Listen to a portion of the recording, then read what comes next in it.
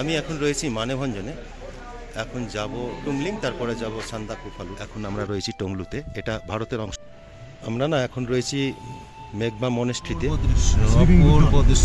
এখানে প্রচণ্ড হাওয়া রয়েছে, ঠান্ডা রয়েছে 6 ডিগ্রি সেন্টিগ্রেড। টুমলিং নেপালের ভিউ পয়েন্টে। এখান থেকে আমরা লেপচা জগৎ থেকে মানেভঞ্জনের পথে রওনা দিয়েছি সকালবেলাতে 10টার সময়। মানেভঞ্জন লেপচা জগৎ থেকে মানেভঞ্জনের রাস্তাটা খুবই খারাপ, তবে রাস্তার ধারে কাজ হবে, ব্লক ফেলেছে, রাস্তাটা হয়তো ঠিক হবে। এখনো পর্যন্ত রাস্তার অবস্থা খারাপ।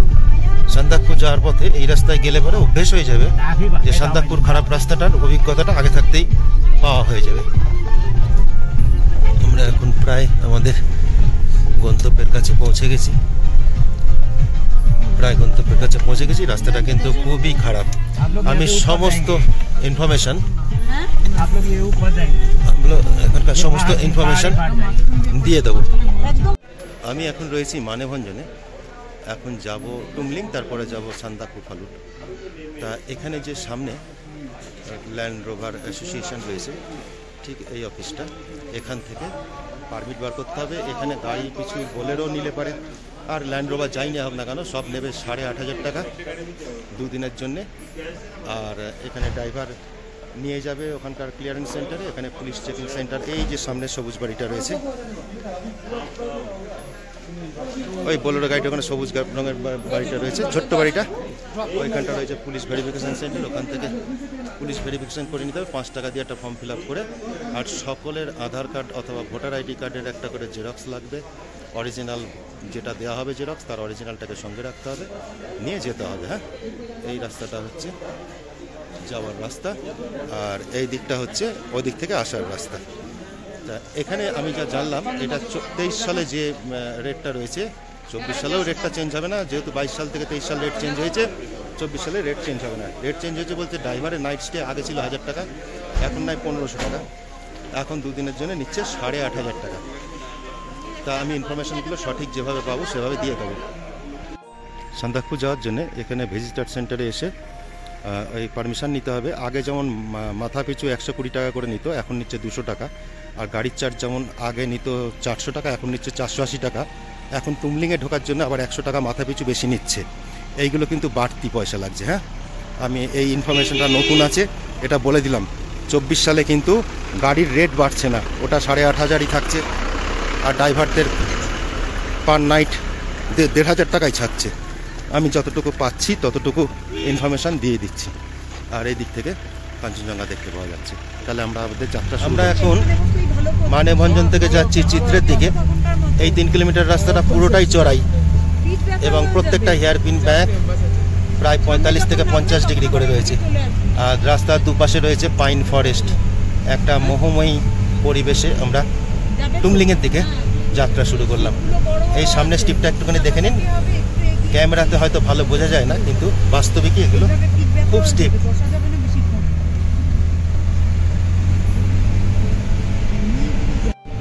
মানেভঞ্জন থেকে চিত্রেতে যাওয়ার রাস্তা, নিচে কাঞ্চনজঙ্ঘা দেখতে পাওয়া যাচ্ছে, নিচে একদম নিচে, এরকম জায়গাতে একদম নিচে কাঞ্চনজঙ্ঘা দেখতে পাওয়া যাচ্ছে। একদম নিচে একটা মনেস্ট্রি রয়েছে।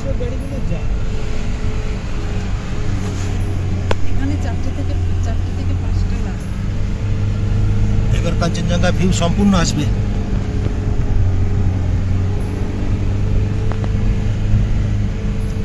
চিত্রে যাওয়ার রাস্তাটা কিন্তু খুবই সুন্দর, খুবই সুন্দর রাস্তা। এখানে ঠান্ডাও আছে বেশি, আস্তে আস্তে অল্টিটিউড অনেকটাই গেইন হয়ে গেছে। সুন্দর রাস্তার দৃশ্য, একদম চড়াই রাস্তা। আস্তে আস্তে আস্তে আস্তে পাহাড়ের পাক দণ্ডি বেয়ে আস্তে আস্তে উপরের দিকে উঠে যাচ্ছে এবং যথেষ্ট রোমাঞ্চ অনুভূত হচ্ছে। এই রাস্তাটা তো ভালো, এখানে তো কোনো অসুবিধা নেই। এখানে কোনো অসুবিধা নেই, স্পেস আছে। হ্যাঁ, স্পেস আছে। কাঞ্চনজঙ্ঘা ডান দিকে কাঞ্চনজঙ্ঘাকে রেখে আমরা সামনের দিকে এগিয়ে যাচ্ছি। আমাদের কপালটা খুবই ভালো, কালকে ট্রেন থেকে নিয়ে শুরু করে কালকে বিকেলবেলা প্রায় 5:30 পর্যন্ত এবং আজকে সকালবেলা থেকে নিয়ে এখনো পর্যন্ত একদম পরিষ্কার কাঞ্চনজঙ্ঘা দেখছি। আর এই রাস্তাটা তো সিনিক বিউটি, তো মারাত্মক, দারুণ সুন্দর রাস্তা, দারুণ কাঞ্চনজঙ্ঘা ভিউ। স্লিপিং বুদ্ধাকে নিয়ে সঙ্গে করে আমরা আমাদের অ্যাডভেঞ্চারে যাচ্ছি। চিত্রে যাওয়ার পথে সামনে যে শহরটা দেখতে পাওয়া যাচ্ছে পাহাড়ের ওপরে, ওটা দার্জিলিং দেখা গেল। আর তার ঠিক বাঁ পাশে এখানে গাছের অবস্ট্রাকশন রয়েছে, গাছটা একটু পেরিয়ে যাক। এখান থেকে সিকিমের নামছি, সাউথ সিকিমটা সম্পূর্ণ দেখা যাচ্ছে, রাবাংলার বুদ্ধ স্ট্যাচু পর্যন্ত একদম পরিষ্কার দেখা গেল।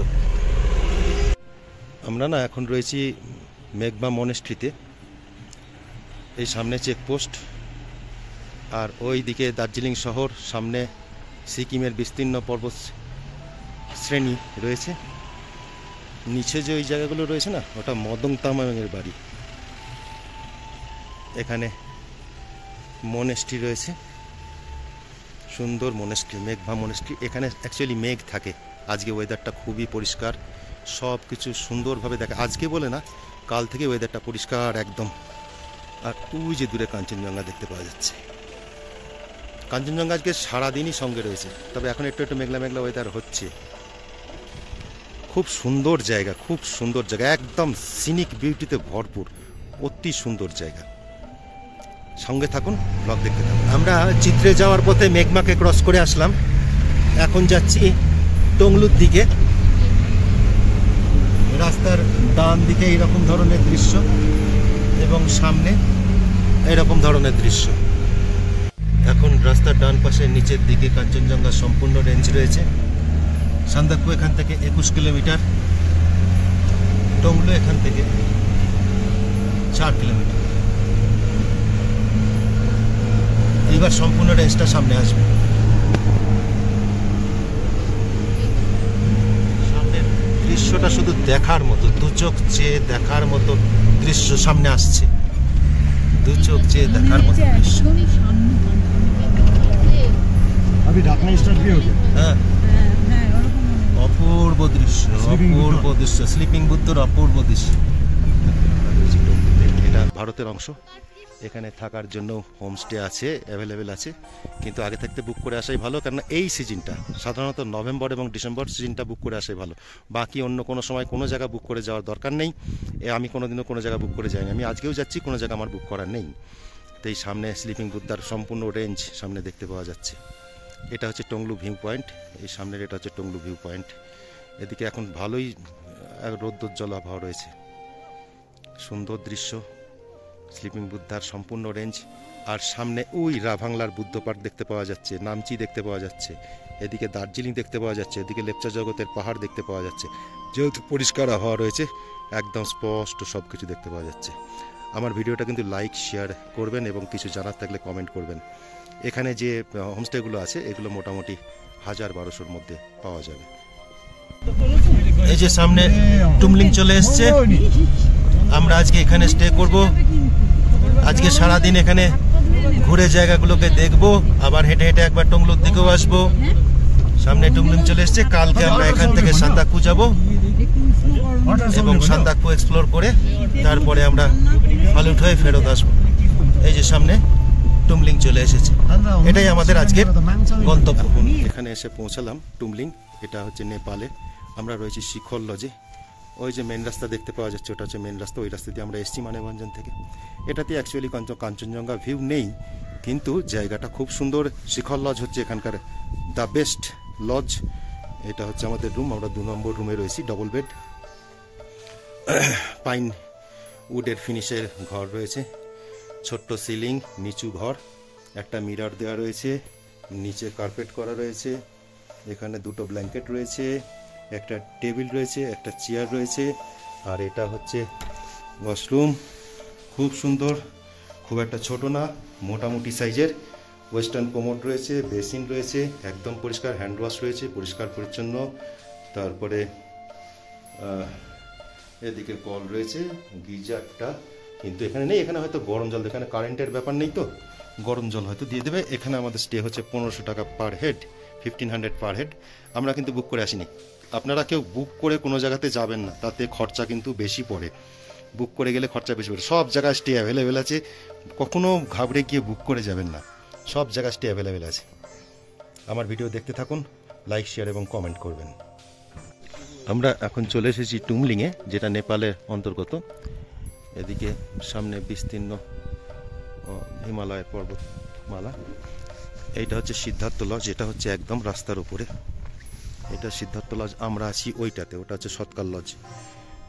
অ্যাকচুয়ালি এখানে সিদ্ধার্থ লজ, সৎকার লজ, গ্রিন ভিউ প্যারাডাইস, এই কটা হোমস্টে হচ্ছে ভালো। শিখর লজ ভালো, আমরা যেটা আছি সেটা খুব ভালো। আমি রুম ট্যুরের আলাদা ভিডিও দিয়ে দেবো, সেখান থেকে দেখতে পাবেন। খুবই ভালো, খাবার দাবার তো খুবই ভালো। এটা হচ্ছে মাউন্টেন লজ, নীল রঙের যেটা শেড রয়েছে, এই নীল রঙের বাড়িটা মাউন্টেন লজ। এগুলো রাস্তার উপরে, এগুলো থেকে গাড়ি থেকে নেমে কষ্ট করতে হবে না। এটাও সিদ্ধার্থ লজ। এবার একটুখানি ভিউ পয়েন্টের দিকে যাচ্ছি। ভিউ পয়েন্ট হচ্ছে ওই ওপরের দিকে, অনেকটাই উঁচু, আস্তে আস্তে যেতে হবে। ওই যে ওপরে ভিউ পয়েন্ট, ওখানে একটা চড়তেন আছে, চড়তেন আস্তে আস্তে যাব, গিয়ে ওখান থেকে আলাদা ধরনের ভিউটা দেখাবো। আজকে কিন্তু মেঘলা রয়েছে, পাহাড়ের ওপরে কিন্তু প্রচুর পরিমাণে মেঘ রয়েছে। টুমলিং নেপালের ভিউ পয়েন্টে, এখান থেকে ঠিক সামনের দিকে পুরো কাঞ্চনজঙ্ঘা শ্রেণী এটা রয়েছে। মেঘে ঢেকে রয়েছে, এখন একটু আগে মেঘটা করলো, আর তার আগে পরিষ্কার দেখা যাচ্ছিল। এই পাশে যেগুলো রয়েছে এগুলো সিকিমের সিল্ক রুটের রাস্তা আর কি, সিল্ক রুটের রাস্তা ওটা। আর এই দিকে রাস্তার ধারে, সান্দাকফু রাস্তার ধারে, এই পরপর এখানে টুমলিংয়ের হোমস্টেগুলো রয়েছে। এই যে হোমস্টেটা রয়েছে এটা গ্রিন হিল প্যারাডাইস, এখানকার সব থেকে এটা হচ্ছে সস্তার হোমস্টে। এখানে 1000 টাকা করে পার ডে হয়ে যায়। আর ওদিকে রয়েছে Satkar lodge, Siddhartha lodge, green hill paradise, Shikhar lodge. আমরা রয়েছি শিখর লজ, সেটা খুবই ভালো। আমি যেহেতু থাকছি ওখানে, সেটার পরিবেশ খুবই ভালো, ঘরদোর ভালো, ডাইনিং স্পেস খুব ভালো এবং খাবার দাবারের মানও খুব ভালো। আপনারা ইচ্ছা করলে সেখানে থাকতে পারেন, আমি কন্ট্যাক্ট ডিটেলস দিয়ে দেবো ডেসক্রিপশানে। আমার ভিডিওটা দেখতে থাকুন, কমেন্ট এবং লাইক শেয়ার অবশ্যই করবেন। ডিনারে আছে রুটি, डब्बा खलिए, राइस, दाल,